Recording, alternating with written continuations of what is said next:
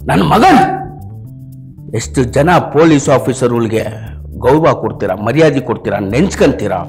ಅವ್ರು ಪಡ ಕಷ್ಟಗಳು ಎಷ್ಟು ಅಂತ ನಿಮ್ಗೆ ಗೊತ್ತಾ? ಬೆಳಿಗ್ಗೆ ಅವ್ರ ಮನೆಯವರು ಮನೆಯಿಂದ ಆಚೆ ಕಲ್ತಾಗ ಸಾಯಂಕಾಲ ಬರೋವ್ರಿಗೂ ಕಾಯ್ಕೊಂಡು ಕೂತಿರ್ತಾರೆ.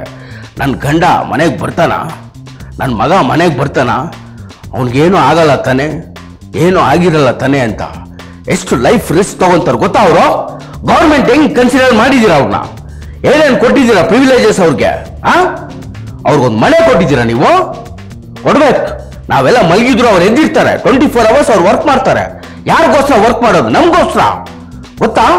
ಅವರ ಲೈಫ್ನ ರಿಸ್ಕ್ ತಗೊಂತಾರೆ. ನೀವು ಕೊಡೋ ಸ್ಯಾಲ್ರಿ ಎಷ್ಟು, ಅವರ ಲೈಫ್ ಬೆಲೆ ಎಷ್ಟು, ಇದು ನಿಮ್ಗೆ ಗೊತ್ತಾ? ನಾನು ಹೇಳ್ತಾ ಇದ್ದೀನಿ ಗೌರ್ಮೆಂಟ್ಗೆ, you should consider all the police officers ಒಂದು ಒಳ್ಳೆ ವ್ಯಕ್ತಿಗಳು. ಅವರು ಅವ್ರಿಗೆ ರೆಸ್ಪೆಕ್ಟ್ ಕೊಡಬೇಕು, ಮರ್ಯಾದೆ ಕೊಡಬೇಕು, ಅದೇ ರೀತಿ ಅವ್ರಿಗೆ ಪ್ರಿವಿಲೇಜಸ್ ಕೊಡಬೇಕು. ಅರ್ಥ ಆಯ್ತಾ?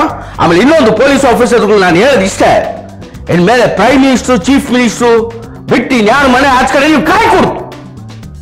MLA ಕಾರ್ಪೊರೇಟರ್ ಮನೆ ಆಚ ಕಡೆ ಕಾಯ್ಬೇಕಾ ನೀವು ಯಾವತ್ತು ಪಬ್ಲಿಕ್ಗೆ? ಅರ್ಥ ಆಯ್ತಾ? ಇದು ನಾನು ಆಸೆ ಪಡೋದು. ಅರ್ಥ ಆಯ್ತಾ? ಇನ್ಮೇಲೆ ಎಲ್ಲ ಪೊಲೀಸ್ ಆಫೀಸರ್ ನಾನು ಹೇಳೋದು ಇಷ್ಟೇ, ನೀವು ಸೆಕ್ಯೂರಿಟಿ ಕೊಡಬೇಕಾಗಿರೋದು ಚೀಫ್ ಮಿನಿಸ್ಟ್ರಿಗೆ, ಅರ್ಥ ಆಯ್ತಾ, ಅಥವಾ ಪ್ರೈಮ್ ಮಿನಿಸ್ಟರ್ ಪ್ರೆಸಿಡೆಂಟ್ಗೆ. ಇನ್ನು MLA ಕಾರ್ಪೊರೇಟರ್ MP ಇವ್ರಿಗೆಲ್ಲ ಕೊಡ್ಬೇಕಾ ಸೆಕ್ಯೂರಿಟಿ? ಯಾಕೆ? ಅವ್ರು ಕರೆಕ್ಟ್ ಆಗಿದ್ರೆ ಅವ್ರಿಗೆ ಆಗ್ಬೇಕು ಸೆಕ್ಯೂರಿಟಿ. ಅವ್ರು ಯಾಕೆ ಭಯ ಪಡ್ಬೇಕು ಅವ್ರ ಪ್ರಾಣದ ಬಗ್ಗೆ? ಆರಾಮಾಗಿ ನಡ್ಕೊಂಡು ಹೋಗಕ್ಕಾಗಲ್ವಾ? ಅರ್ಥ ಆಯ್ತಾ? ಇದು ನಾನು ಪೊಲೀಸ್ ಆಫೀಸರ್ಸ್ ಹೇಳ್ತಾ ಇರೋದು. ಇಷ್ಟು ವರ್ಷ ನೀವು ದುಡಿದಿದ್ದೀರಾ, ಇನ್ಮೇಲೆ ನಾನು ದುಡಿತೀನಿ. ನಾನು ಹುಚ್ಚ ವೆಂಕಟ ಸೇನೆ ಥ್ರೂ ಪ್ರತಿಯೊಬ್ಬ ಜನರ ರಕ್ಷಣೆ ಮಾಡ್ತೀನಿ. ಬಟ್ ನಿಮ್ ಕೆಲಸ ನೀವು ಕೊಡ್ತು, ನೀವು ರಕ್ಷಣೆ ಮಾಡ್ಬೇಕು, ನಾನು ರಕ್ಷಣೆ ಮಾಡ್ಬೇಕು. ನಾವಿಬ್ಬರು ಸೇರಿ ಇಡೀ ಇಂಡಿಯಾದಲ್ಲಿರೋ ಕಚಡ ಆಗೋಣ, ಸಾಯಿಸ್ಬಿಡೋಣ.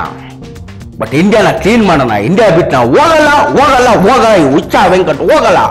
ಬೇಕಾದ್ರೆ ಎಲ್ಲ ಇಂಡಿಯನ್ಸ್ ಕಚಡ ಆದ್ರೂ ಸಾಯಿಸ್ತಾರೆ ಹೊರತು ಇಂಡಿಯಾ ಬಿಟ್ಟು ಹೋಗಲ್ಲ. That is Huccha Venkat.